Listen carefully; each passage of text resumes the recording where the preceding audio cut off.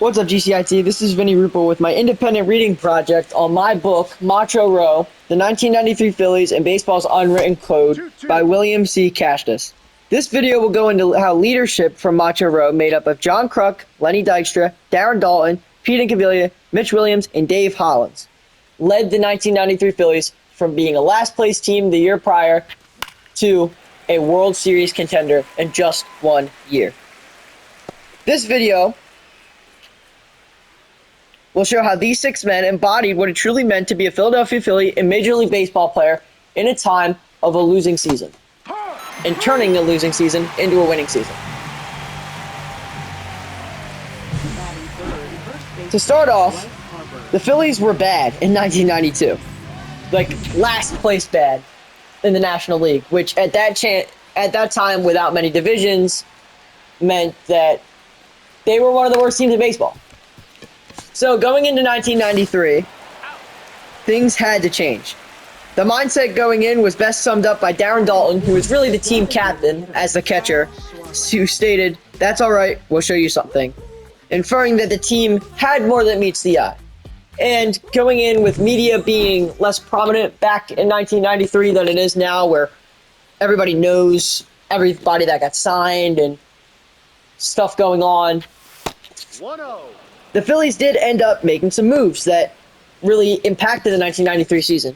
First off, manager Jim Fregosi, who let Macho Row run the clubhouse and really took that kind of off his shoulders and allowed Macho Row to be the leadership group. 1-1. He boosted the coaching staff around him, prioritizing leadership from also coaches as well as players to impact the team. He hired Larry Boa, who was a shortstop on the 1980 Phillies team, who was the last team to win the World Series. Boa knew a thing or two about leadership. Cashtas states he was the best at giving positive feedback. So now we go into spring training. The Phillies, they're feeling good, but some of their captains are unlimited at-bats, just like Lenny Dykstra. Dykstra was limited at-bats because he, in his brain, thought that he was going to, quote, use all of his hits up, as it's stated in the book. And so spring training comes and goes. The Phillies are kind of the Phillies. They're kind of just there. They're kind of bad. But Darren Daulton did get paid a new contract at the end of spring training in 1993, which really, I don't know, kind of set the mood for the season, if you will. And that's what the Phillies later showed in this season. As stated in Chapter 9,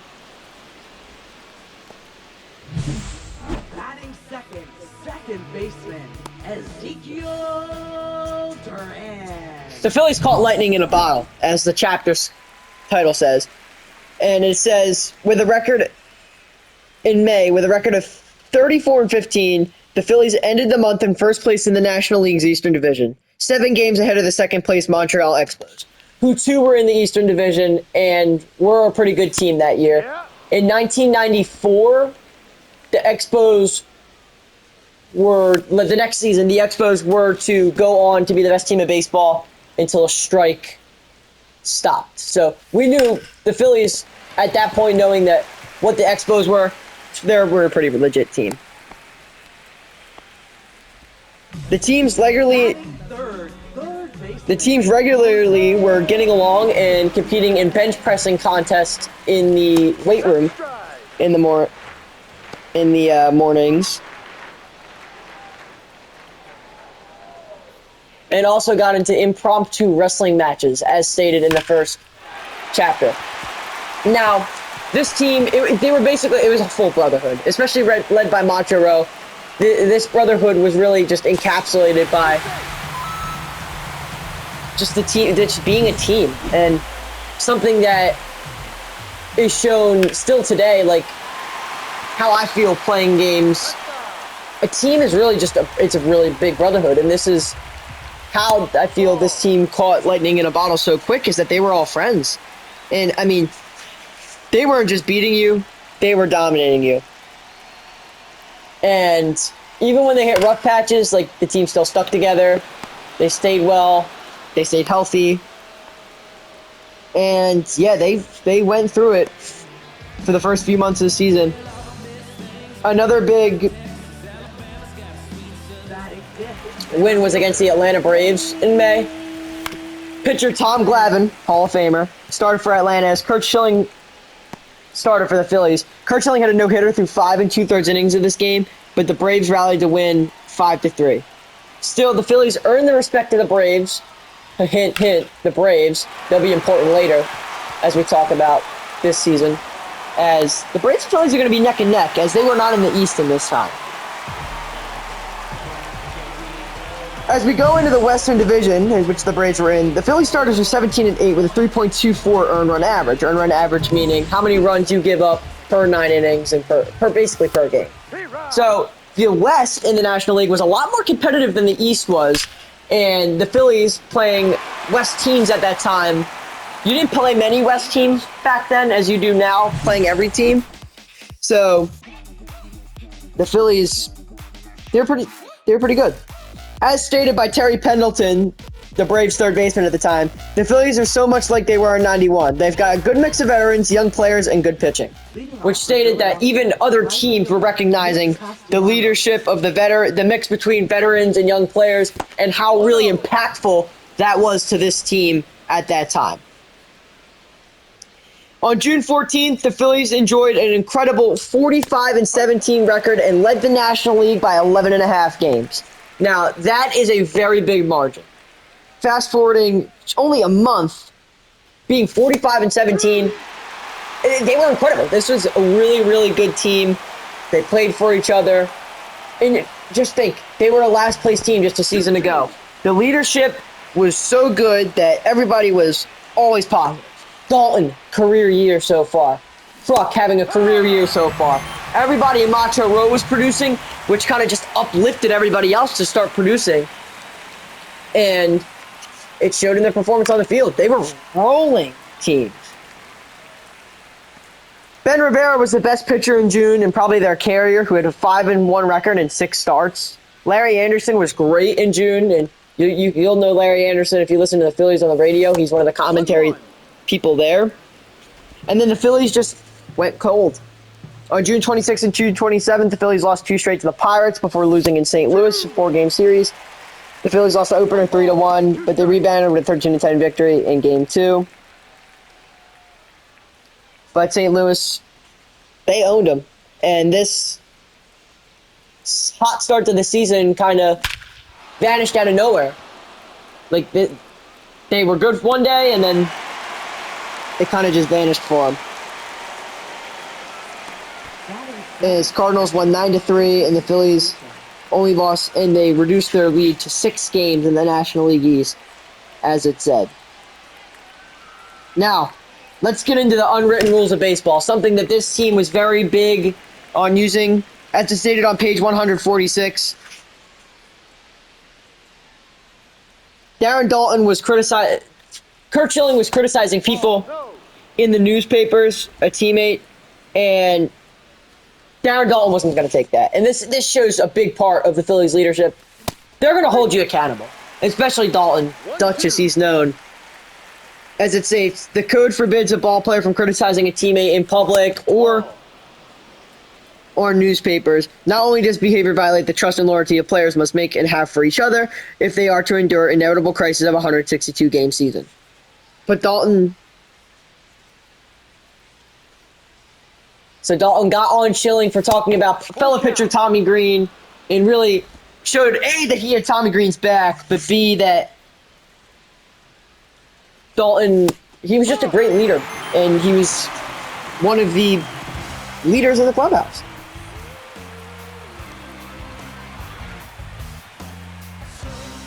So fast forwarding, we're on July 1st, Leading off for the Guardians. and we're now in July. The Phillies been playing about 500 baseball, and they were kind of like sliding by through this point. Still had that big lead in the National League, which was still very important because back in 1993, going into the playoffs, only the top 2 teams got into the playoffs. But as we reached July 15th, nearing the All-Star break, we now hit the All-Star break. The Phillies had lost 15 of 27 games they played since the National League East was the lead at 11.5 games at June 14th. The slump was understandable, though. For the first half, the Phillies had been playing exceptional baseball with a winning percentage of .864 or better, which 500 is average, like 10 and 10 is 500. So this was a really good team. So we reached the All-Star game, and here's who got there. Darren Daulton, Dave Hollins, John Kruk, and Terry Mulholland were selected for the game, and Jim Fregosi was the manager. In this All-Star game on July 14th in Camden Yards, Mulholland started for the All-Star game, and famously in this game, John Kruk had to face Randy Johnson from the Seattle Mariners.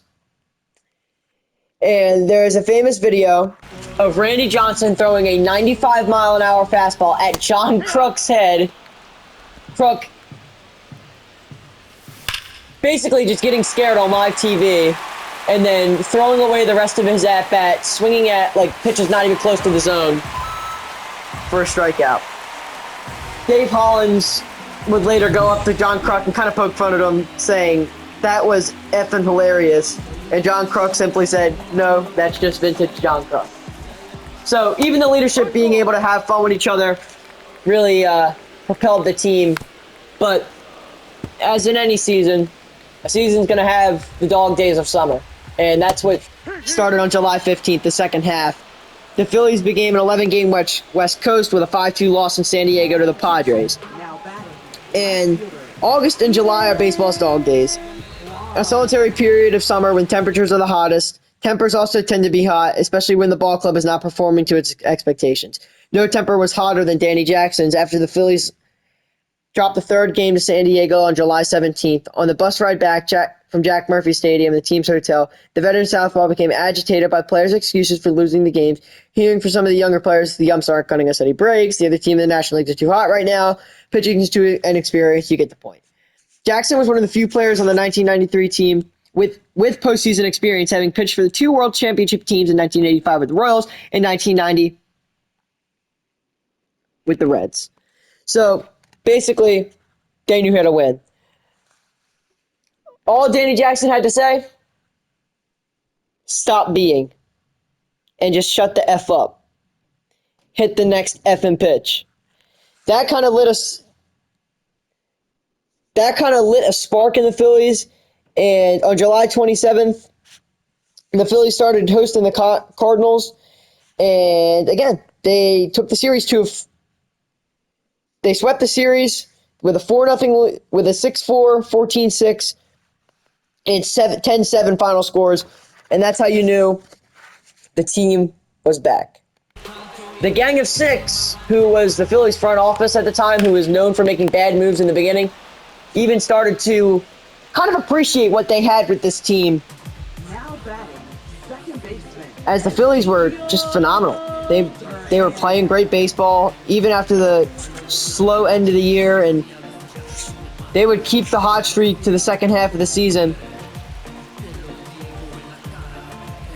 So much so that the Phillies won the National League East after the Phillies won 10-7 in a game against the San Francisco Giants. So, the Braves won the West with an 104-58 record, just beating out the Giants, who the Phillies just beat. So, the playoffs were set. The National League Championship Series, the Phillies are going to be taking on the Braves, like I said. The Braves lost to the World Series to the Twins in 1991 and to the Blue Jays in 1992. So they were a good team, and they were coming to win it all. The Braves had some of the best pitchers in the league at the time: Greg Maddux, Tom Glavine, and John Smoltz.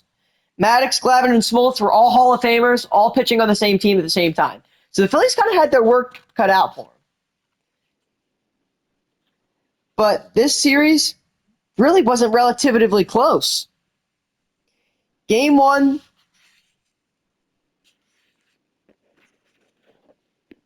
went to the Phillies. Let me pull up the final score here. It doesn't say in the book.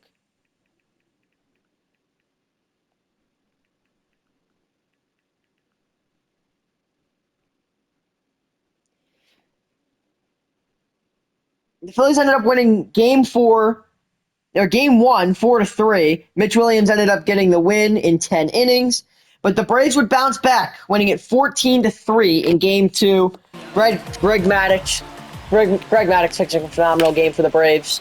And that set the series equal going back to game 3, where the Braves ended up winning it 9-4. But in a 7-game series, 2 games isn't going to be able to cut it. The Phillies ended up knocking off the Braves in the next 3 games and advancing on to the World Series. So now, going on to the World Series, the team basically kind of reached its goal. Nobody, and I mean nobody in their mother's life, would have betted anything that the Phillies would have made the 1993 World Series. And that's where we get to Chapter 14. The Toronto Blue Jays were nothing to mess with.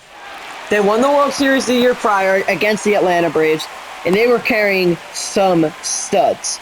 But they only had a 95-67 record in the regular season, but finished 7 games ahead of the Yankees and did defeat the White Sox in the championship series.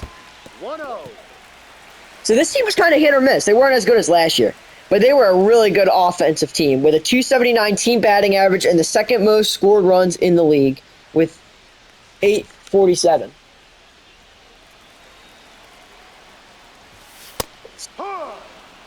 John Olerud, Paul Molitor, Roberto Alomar were some great hitters on this team, and as well as Joe Carter.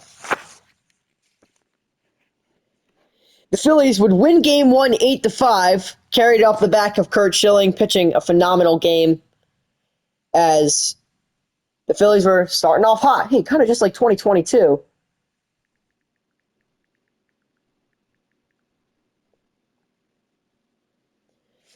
But, as stated,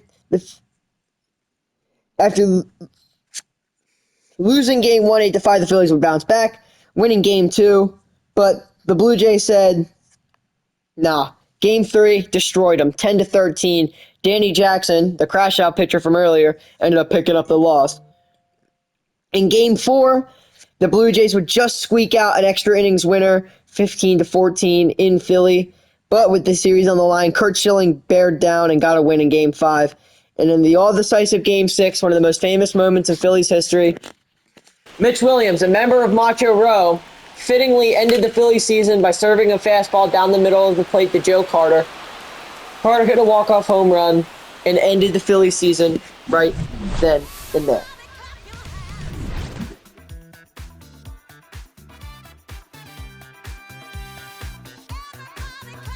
This simple story from Macho Row really emphasizes the importance of leadership in a baseball team.